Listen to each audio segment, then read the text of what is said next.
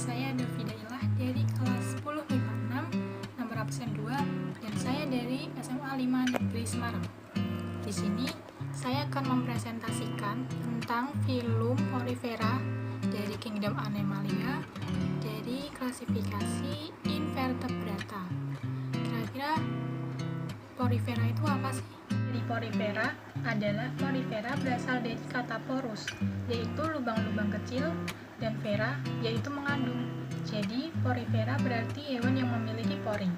Porifera adalah sebuah filum untuk hewan multiselula yang paling sederhana. Di sini kita akan mempelajari tentang ciri-ciri, struktur tubuh, klasifikasi, dan peranan filum Porifera. Setelah kita mengerti pengertiannya, kita lanjut ke ciri-ciri. Ciri-ciri yang pertama, bentuk tubuh spongosol seperti tabung berpori dan berongga. Yang kedua, umumnya sesil atau tidak dapat bergerak dan melekat pada substrat di laut atau di air tawar.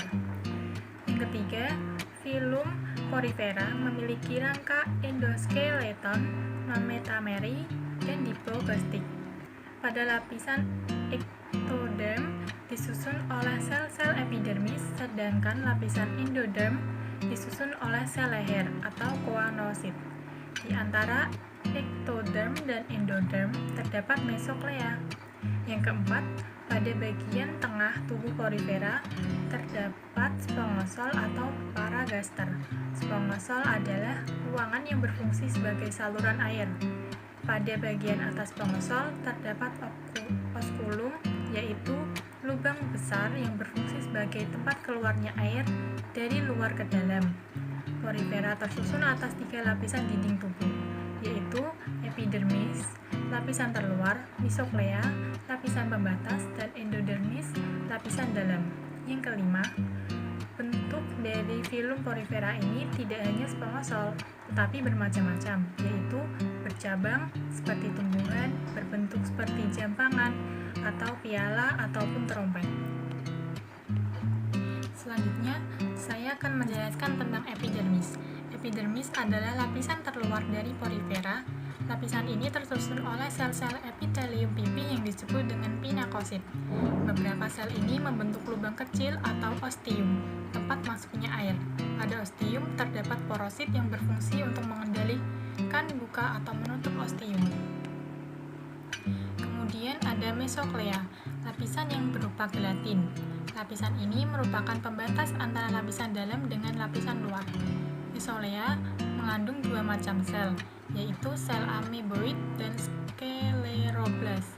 Sel-sel ameboid berfungsi sebagai pengangkut makanan dan zat-zat sisa metabolisme dari satu sel ke sel lainnya. Sedangkan fungsi scleroblast berfungsi untuk membentuk spikula. Spikula merupakan duri-duri berfungsi sebagai penguat dinding yang lunak. Kemudian yang terakhir ada endodermis.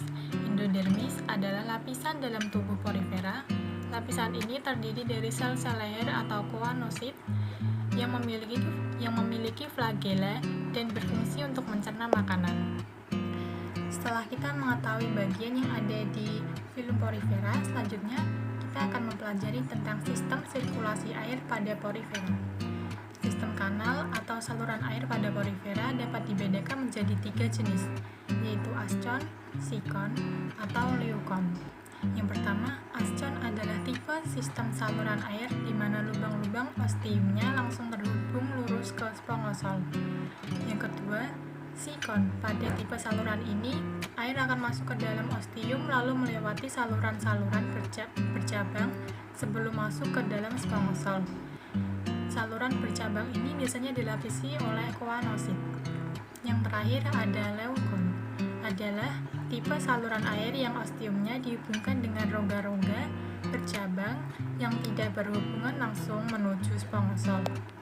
Setelah kita tahu ciri-ciri lalu sistem air pada Porifera, kita akan lanjut ke struktur tubuh. Struktur tubuhnya yaitu osculum sebagai sebuah tempat keluarnya air yang diperoleh dari spongosol. Yang kedua, mesoklea sebagai sebuah lapisan yang membatasi antara lapisan dalam dan lapisan luar. Yang ketiga, porosit, dapat digunakan sebagai saluran yang menghubungkan antara pori-pori dan juga spongosol. Spongosol merupakan sebuah rongga yang terdapat di dalam tubuh porifera. Selanjutnya ada ameboid. Pada sel ini sangat berfungsi untuk mengedarkan makanan ke seluruh tubuh. Selanjutnya epidermis merupakan sebuah lapisan terluar. Lalu ada spikula, merupakan pembentuk atau penyusun tubuh. Lalu ada flagel, adalah sebagai suatu alat gerak choanosit. Yang terakhir ada choanosit sendiri. Choanosit adalah sel pelapis pada spongosol yang sangat berfungsi untuk mencerna makanan, di mana pada bagian ujung terdapat suatu flagel, sedangkan pada bagian pangkal terdapat vakuola. Ini adalah struktur tubuh pada filum porifera. Untuk lebih jelasnya, kalian bisa melihat gambar yang sudah saya sediakan. Setelah struktur tubuh, kita akan lanjut pada sistem reproduksi porifera. Sistem reproduksinya dapat berlangsung melalui dua cara, yaitu reproduksi secara seksual dan aseksual.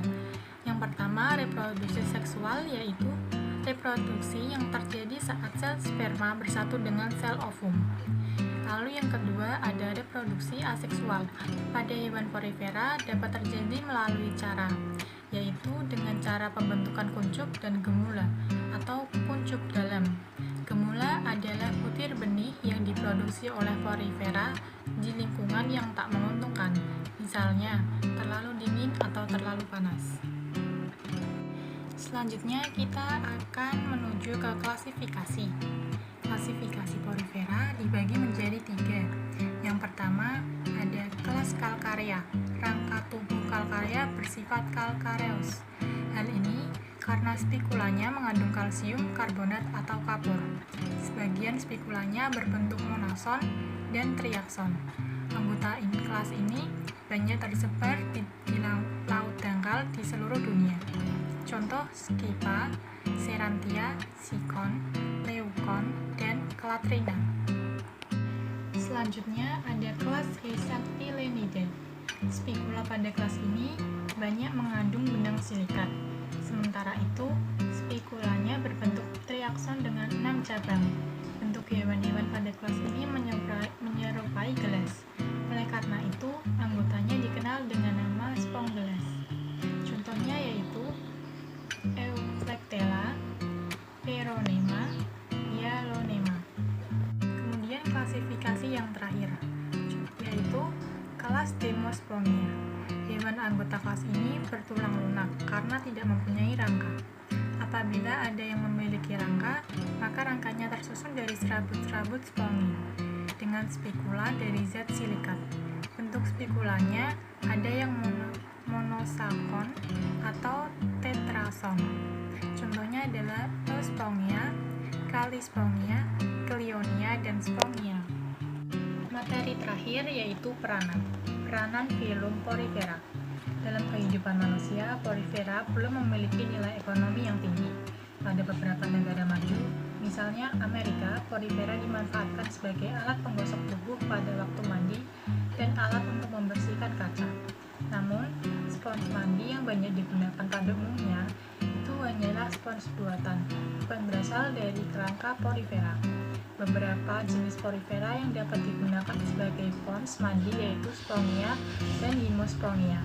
Zat kimia yang dikeluarkan memiliki potensi obat penyakit kanker dan penyakit lainnya.